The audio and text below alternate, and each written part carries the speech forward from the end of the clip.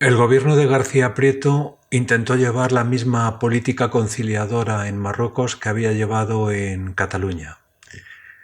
A través de su ministro de Estado, Santiago Alba, en el tema del rescate de prisioneros, sustituyó a los negociadores privados por gente con experiencia en diplomacia, como era el empresario industrial Horacio Echevarrieta y el empresario marroquí Driss Ben Said, así como el alto comisario, que en estos momentos es interino, Luciano López, que ya había participado en la conferencia de Algeciras y fue cónsul en Tetuán.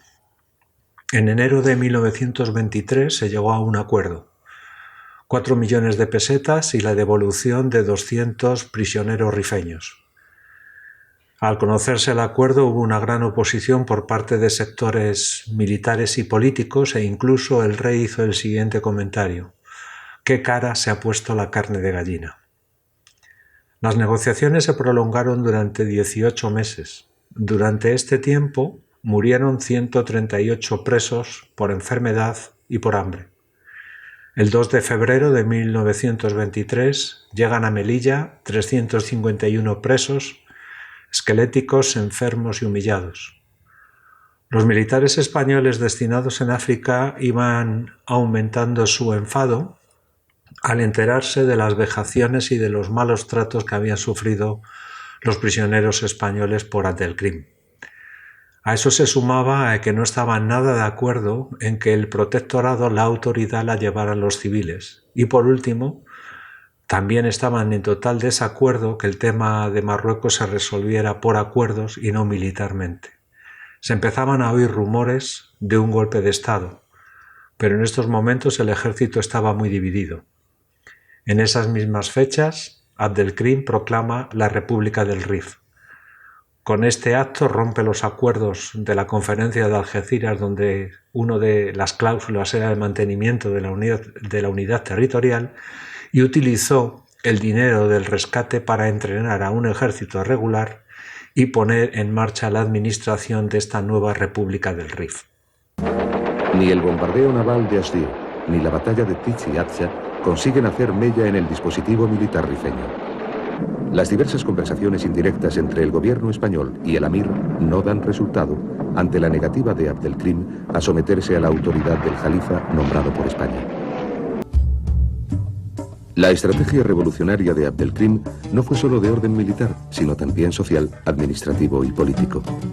La asamblea que proclamó la independencia del Rif y su reconocimiento como Amir de las Kabilas estableció un marco jurídico constitucional basado en la participación de aquellas, con sus shiuj y caídes de toda la zona liberada. La sede del órgano supremo de gobierno en Axdir se llamaba Mahkama, y de él dependían otras 4 sedes de gobierno administrativo militar, encargadas asimismo de la aplicación de la justicia conforme a la Sharia. El Estado rifeño estaba dotado de un poder ejecutivo ejercido por un consejo de ministros y de un poder legislativo, el de la Yemá. Abdelkrim suprimió la costumbre tribal de resolver los conflictos familiares mediante venganzas que diezmaban a la población de las Kabilas. Hizo demoler las torrecillas o bastiones construidas junto a cada casa para disparar contra el clan enemigo. Prohibió el porte de armas con munición fuera de los campos de operación militar. Abolió el rapto de muchachas, común entre los enjaya, las mutilaciones corporales a los culpables de robo y las prédicas antijudías. En el campo administrativo, garantizó la seguridad de los bienes y vías de comunicación. Reguló un nuevo sistema de impuestos. Intentó elaborar un censo de la población y una reforma agraria destinada a confiscar las tierras de los notables que colaboraban con España para su distribución entre los rifeños pobres. Su concepción jurídico-estatal aunaba así, como señala María Rosa de Madariaga, la tradición y la modernidad. Dentro del gobierno de García Prieto había 2 posturas muy diferenciadas en el tema de Marruecos. Por un lado, el ministro de Guerra, Niceto Alcalá Zamora, era partidario de un ataque directo al Rif, mientras que el ministro de Estado, Santiago Alba, era partidario de la pacificación y de un desarrollo social en la zona. García Prieto, el presidente del gobierno, apoyó la postura de Santiago Alba y el 24 de mayo de 1923 Niceto Alcalá Zamora dimitió. Se llegó a un acuerdo con el Raïf Sunni, por el cual él tendría autonomía en Yebala, no estaría sometido a la obediencia del jalifa, el representante del sultán. Las cabilas de la zona estarían bajo su autoridad, colaboraría en la pacificación con el alto comisario del protectorado español, lo que significa que no hubo un desarme de esas cabilas, y se le subvencionaría con 5.000 pesetas al mes para gastos de policía y de administración. No corrió la misma suerte el acuerdo con Abdelkrim, y el 24 de junio de 1923 se rompen las negociaciones, ya que España ofrecía a Abdelkrim la autonomía, pero él lo que estaba pidiendo era la independencia. A partir de este momento se reinician nuevamente los conflictos en la zona de Abdelkrim, y las órdenes que da el gobierno de García Prieto es mantener las posiciones de las tropas, pero sin combatir, ya que la guerra era muy impopular en España. Mientras tanto, el expediente Picasso seguía su curso. El 30 de junio de 1923 el gobierno concedió el suplicatorio para Dámaso Berenguer. Se concede el suplicatorio porque Dámaso Berenguer era senador. De esta manera ya podía ser juzgado. El 11 de julio se designó una segunda comisión de Cortes presidida por el político y diputado Bernardo Sagasta. Esa comisión estaría formada por 21 diputados de todos los partidos. El objetivo de la confección de esta segunda comisión era comprobar si había habido una conjuración militar para evitar el juicio de responsabilidades de lo que había ocurrido en Anual en 1921. Se abrirían todos los casos a los que el expediente no había podido llegar. ¿Por qué se hace esto? Porque se rumoreaba que Alfonso XIII estaba implicado y era el responsable de muchas de las órdenes que se habían dado ese año de 1921. El 11 de agosto la Junta de Defensa Nacional se negó a entregar las actas sobre la Guerra del Rif y se dispuso la fecha del 2 de octubre para que las Cortes debatieran sobre el informe de esta segunda comisión. Ese debate no llegará porque en septiembre, un poquito antes del debate en las Cortes sobre el informe Picasso, el general Primo de Rivera, ahora capitán general de Cataluña, dio un golpe de Estado. La restauración ha fracasado. Las quejas populares, las revueltas sindicales, los años de sequía que provocan el que cientos de miles de campesinos abandonen los campos y busquen trabajo en las ciudades. La situación de enfrentamiento popular, que llega incluso a la utilización del pistolerismo por todos los bandos, hacen que la monarquía se vea acuciada desde diversos frentes. En esa situación, Alfonso XIII acepta el golpe militar. Él mantiene su cargo de rey, pero el gobierno lo dirige Miguel Primo de Rivera.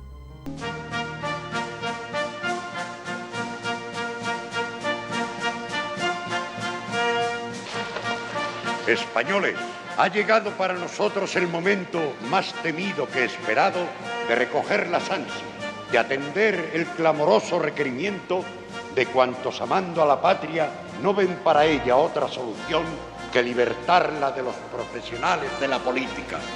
Este movimiento es de hombres. El que no sienta la masculinidad completamente caracterizada, que espere en un rincón, sin perturbar los días buenos que para la patria preparamos. Españoles, ¡viva España y viva el rey!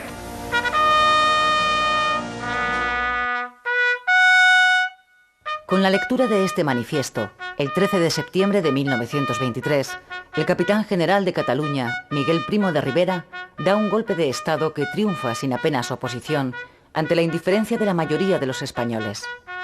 Solo una parte de la burguesía, especialmente la catalana azotada por la violencia sindical y el pistolerismo, aplaude el golpe.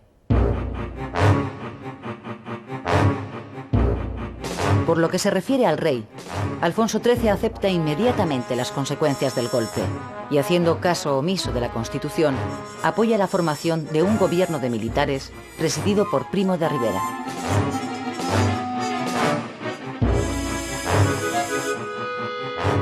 España deja así de ser una monarquía constitucional para convertirse en una dictadura. Alfonso XIII emprende a partir de ese momento un camino político sin retorno.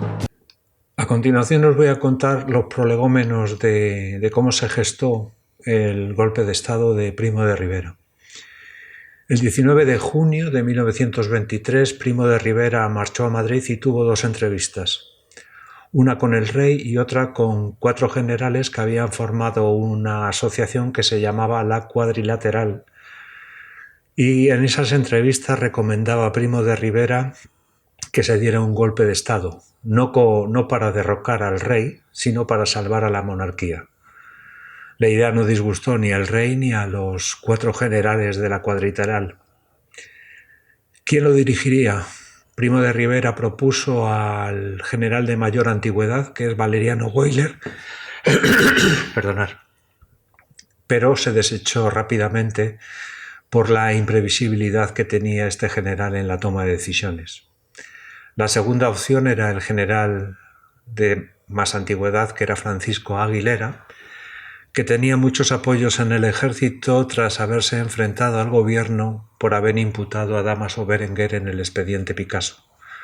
Pero esto no contaría con el beneplácito de la Cuadrilateral, ya que estos señores eran defensores de los militares africanistas. Pero esta opción de Francisco Aguilera se desechó rápidamente. Más que se desechó, la desechó él mismo. Se inhabilitó, por decirlo de alguna manera, debido a un enfrentamiento que tuvo en el Senado con el líder del Partido Conservador, Joaquín Sánchez de Toca, por la imputación de Dámaso Berenguer en el expediente Picasso. La cosa terminó fatal, terminó los dos rodando por el suelo a puñetazo limpio. En agosto, Alfonso XIII se entrevistó con Antonio Maura y el rey le propuso al político que fuera él, el mismo rey, el que diera un golpe de Estado, ya que no consideraba aptos a sus ministros para gobernar. Maura se lo desaconsejó porque decía que en caso de que fallara el golpe, la monarquía estaría en peligro, y le propuso la segunda opción, que el golpe se diera, pero que lo diera un militar de acuerdo con el rey. Ese mismo mes, el día 23 de agosto, hubo un suceso que va a acelerar todo el golpe de Estado. En Málaga se sublevaron 74 soldados de Bilbao que iban destinados a Marruecos, dirigidos por el cabo José Sánchez Barroso. Estos 74 soldados se negaron a embarcar, pero nadie les secundó. Entonces se produjo un tiroteo con las fuerzas del orden y en ese tiroteo murió un suboficial. El cabo José Sánchez Barroso fue inculpado de esta muerte y se le hizo un consejo de guerra que le sentenció a muerte. Rápidamente hubo muchos movimientos para pedir su indulto, entre ellos estaba el capitán general de Andalucía, el cardenal Primado, el gobernador de Barcelona e incluso el ministro de Estado Santiago Alba, que pidieron para el cabo el indulto, que le fue concedido el 1 de septiembre de 1923. Este indulto produjo una crisis de gobierno, dimitiendo 3 ministros. El día 5 de septiembre, el rey comunicó al gobierno que se estaba preparando un golpe de Estado. Y el gobierno no hizo absolutamente nada. 2 días después ya llegó a un acuerdo entre Primo de Rivera y la Cuadrilateral, diciendo que el golpe de Estado se produciría el 15 de septiembre. Primo de Rivera le contó a los generales que contaba con el apoyo del rey, que la oposición no se opondría a este golpe de Estado porque estaban deseando la caída del gobierno de García Prieto y que la burguesía catalana les apoyaría porque había hecho unas declaraciones a favor del regionalismo. Sin embargo, no contaba ni con el apoyo de la Armada, ni de la Guardia Civil, ni de la mayoría del ejército.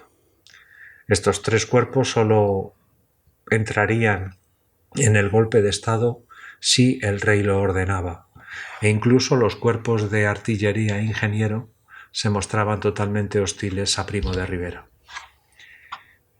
El 11 de septiembre, en Barcelona, se produjo un acto que va a hacer que el golpe se adelante en 2 días. Se reunieron la Triple Alianza Nacionalista. ¿Qué es esto de la Triple Alianza Nacionalista? es una coalición que hicieron grupos radicales de nacionalistas catalanes, vascos y gallegos. Se juntaron bajo la estatua de Rafael Casanova y empezaron a dar gritos como «Viva el Delcrín y su República del Rif», «Muera España y muera el ejército», y abuchearon a la bandera nacional. Esto hizo que Primo de Rivera dijo que esto había que pararlo y adelantó el golpe de Estado para el día 13 de septiembre. Un día antes hubo una reunión de los golpistas en Barcelona y el gobierno se entera de dicha reunión.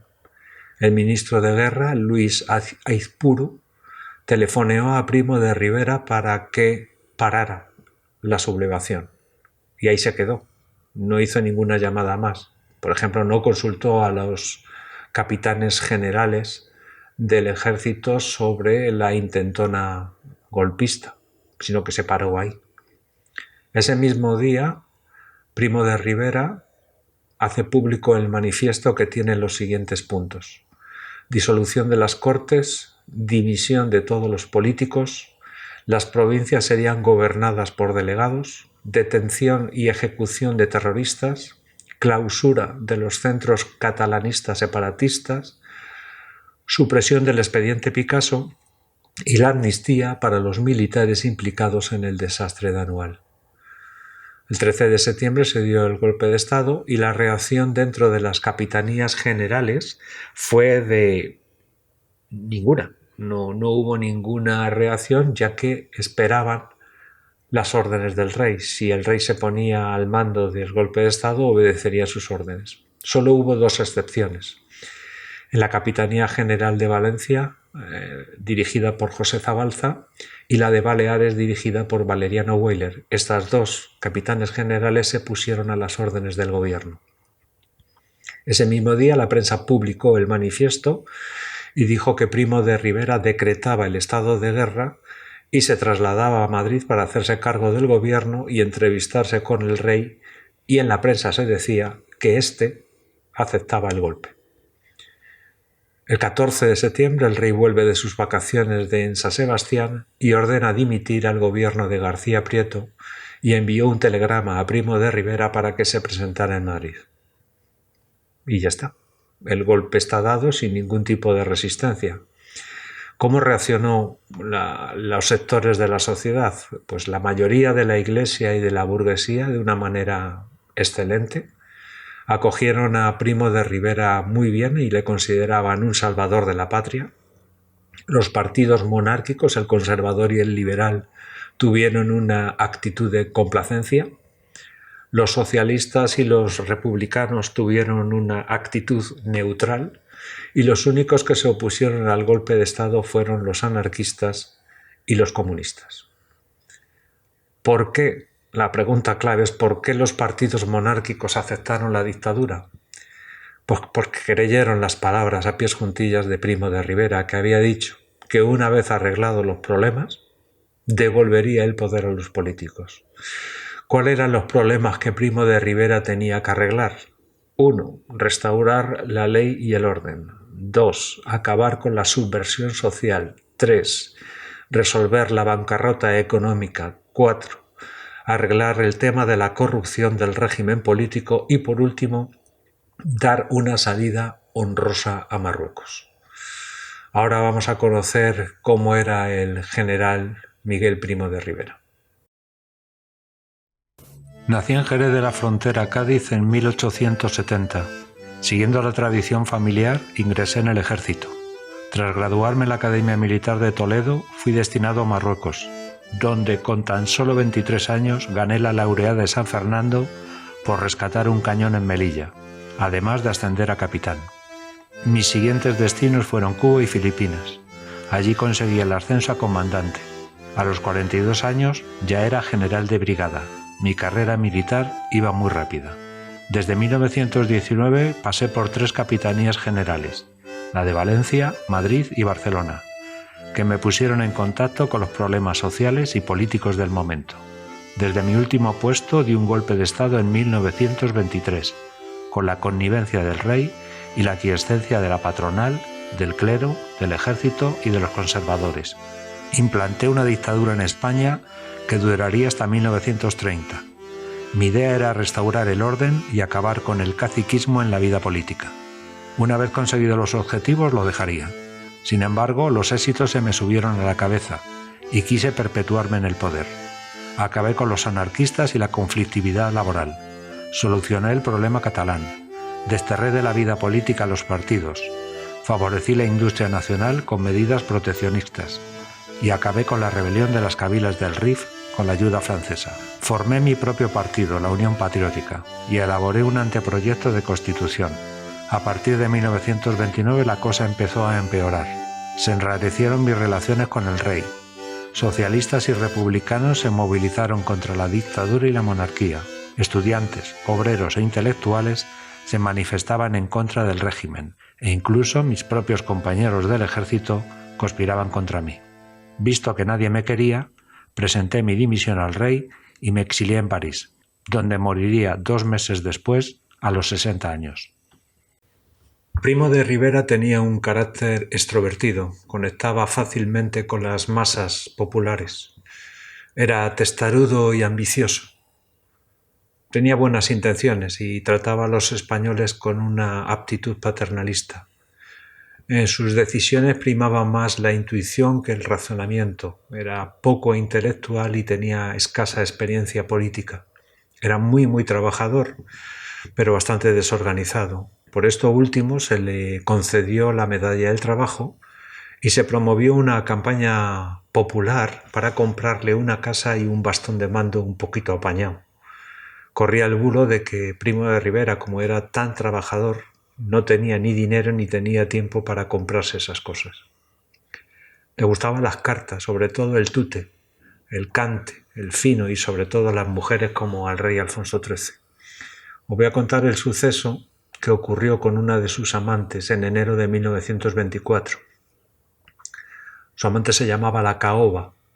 Era una prostituta y también era camello, era traficante de cocaína que estaba muy de moda en Madrid. Por traficar con droga, La Caoba fue detenida y encarcelada.